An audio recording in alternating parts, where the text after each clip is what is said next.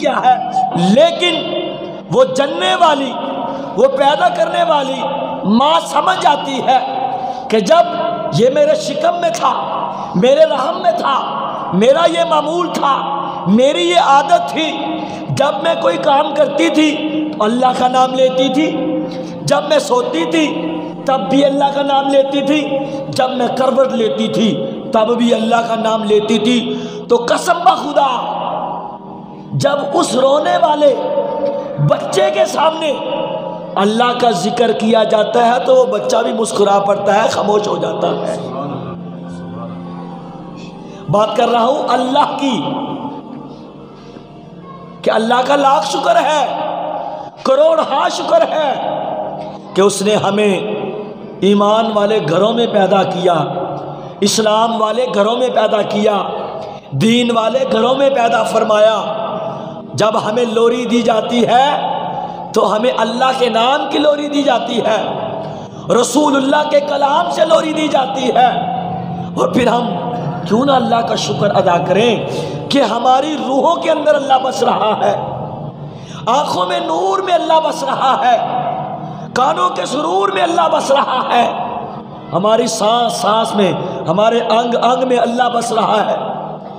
کبھی تعجب نہیں کیا ہم نے کہ جب ماں لوری دیتی ہے تو بات کر رہا ہوں ہم اللہ کے قریب ہونا چاہتے تھے لیکن ہم نے اس چاہت کو کم کر دیا ہے، ہم دنیا کی چاہت میں کھو گئے ہیں۔ بے شک دنیا کی بھی محبت ایک محبت ہے، اس سے انکار نہیں کر سکتے، لیکن اللہ کی محبت کو بھی ساتھ رکھنا چاہیے کہ نہیں رکھنا چاہیے؟ اس کی محبت کو پرے نہیں رکھنا چاہیے، اس کی محبت کو ساتھ اور پاس رکھنا چاہیے۔ ہماری روح کی غذا یہ اللہ کا ذکر ہے، رسول اللہ کا ذکر ہے، محبت خدا ہے اور اطاعت مصطفیٰ ہے۔ ہماری روحیں سوتے ہیں بے چین ہوتی ہیں، بے قرار ہوتی ہیں، راتوں کو کروٹ کروٹ ہم کبھی یہاں کبھی وہاں ہوتے ہیں، سکھ اور چین کی نیند کیوں نہیں آتی؟ جو ہماری روح کی غذا ہوتی ہے وہ ختم ہو چکی ہوتی ہے۔ جسم کی انرجی پوری ہونا تو جسم میں کیا ہوتا ہے؟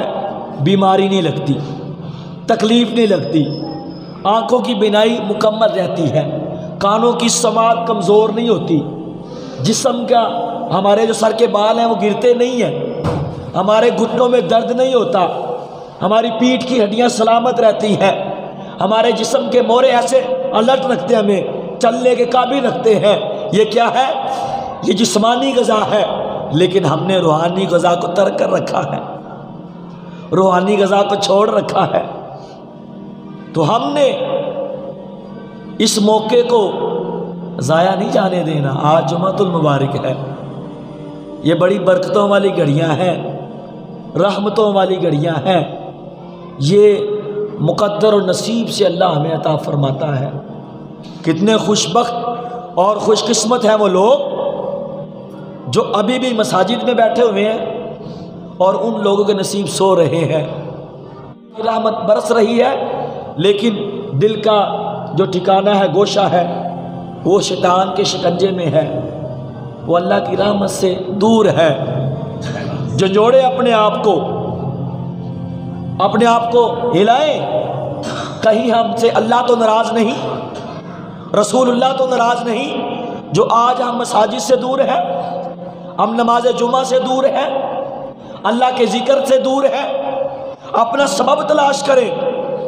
رزق میں کمی آ جائے نا، رزق میں کمی آ جائے، رات کو بیٹھ کر تنہائی میں سوچتے ہیں کہ مجھ سے کون سی ایسی خطا ہوئی، کون سی ایسی غلطی ہوئی۔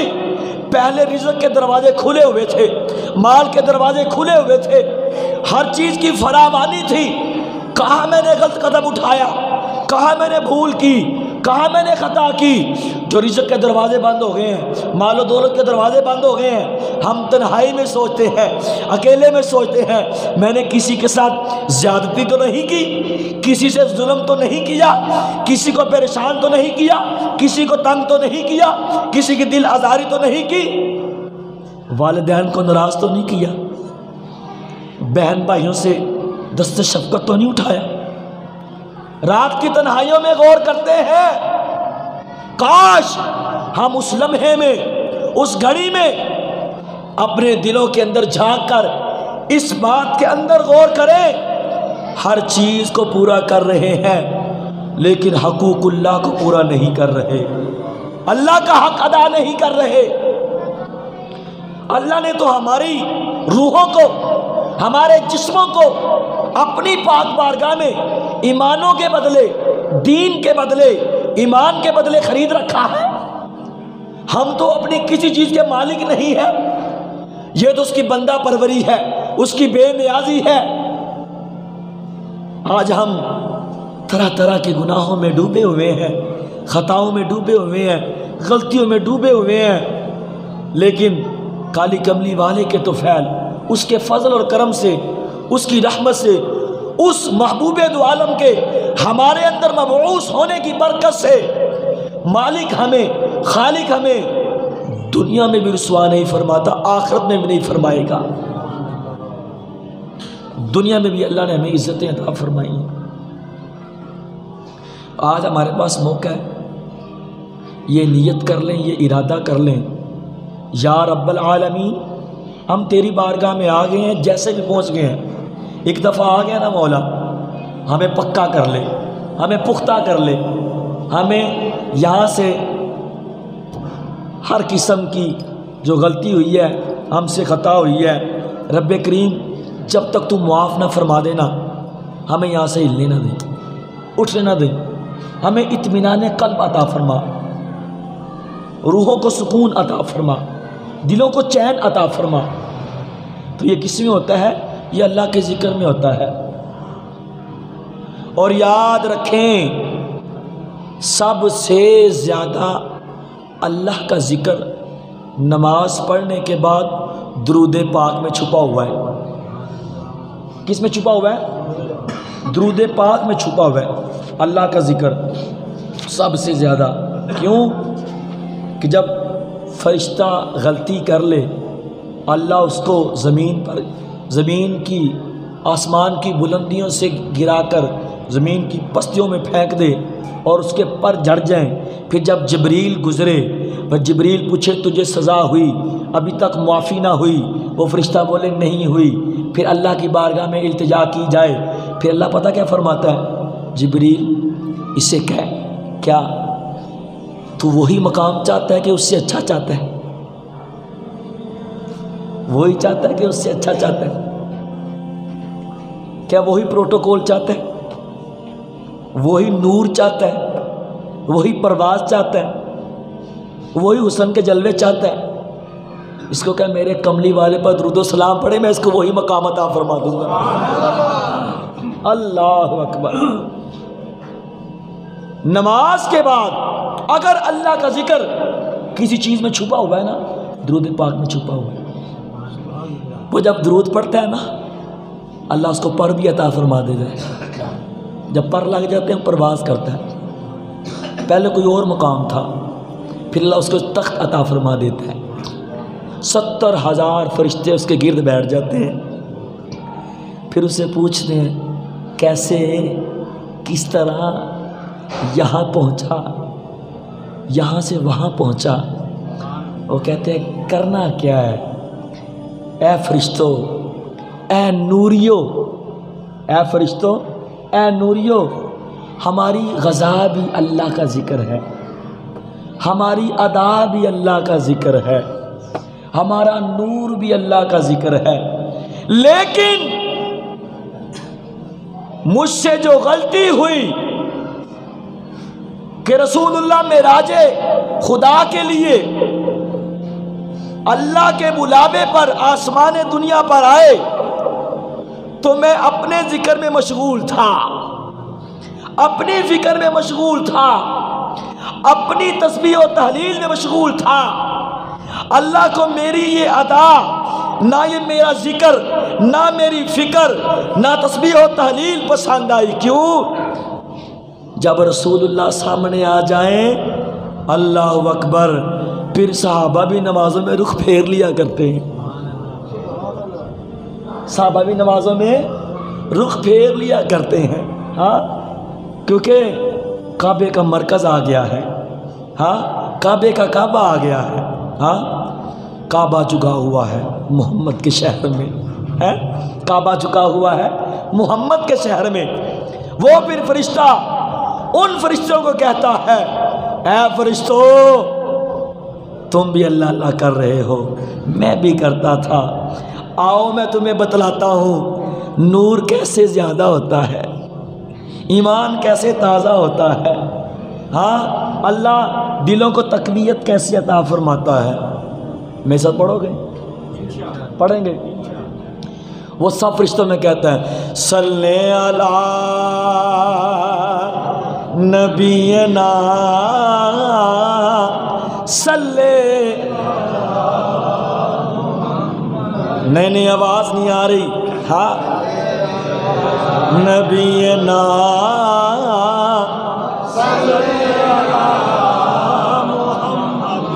اور نمازوں میں ولدالین کے بعد اونچی آمین کہنے والوں ذرا درود پاک بھی اونچی آواز سے پڑھ دو، صلی علی نبینا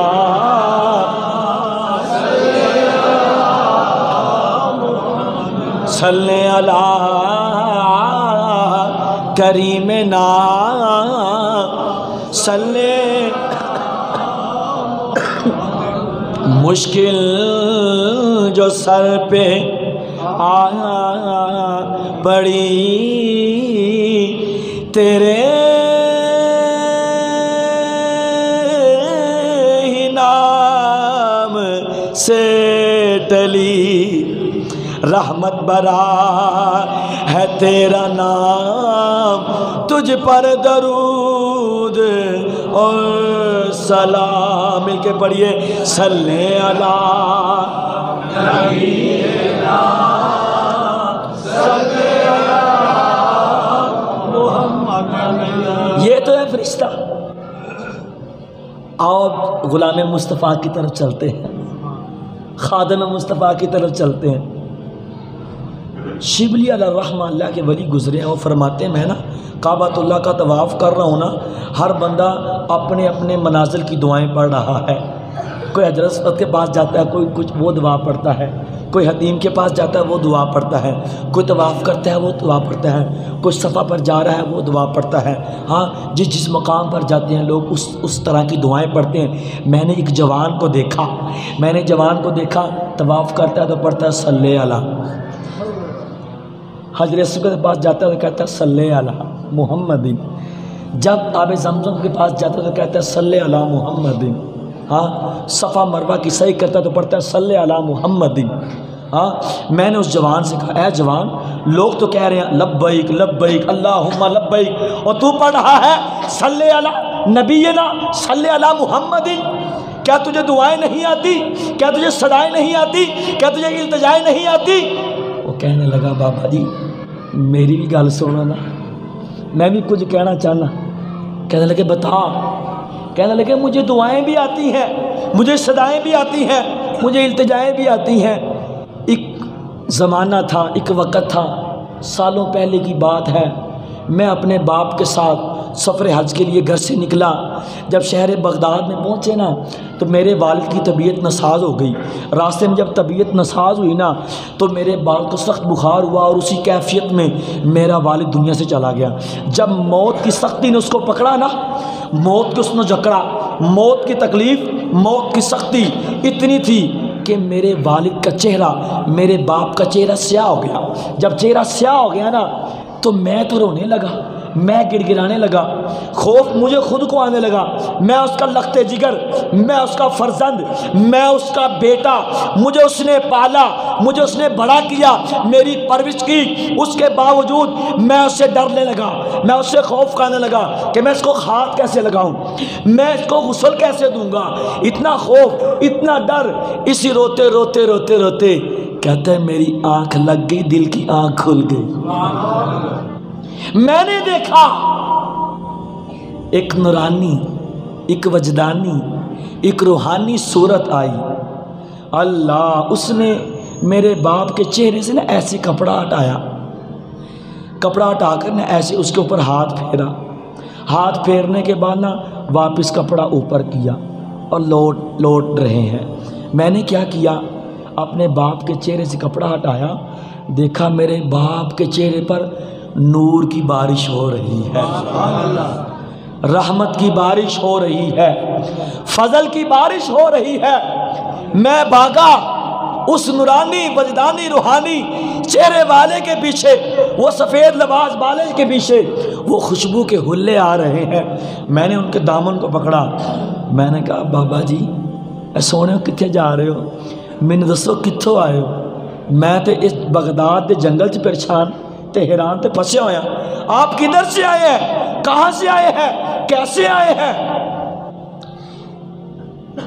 پتہ لب مبارک ہلے تو کیا آواز آئی؟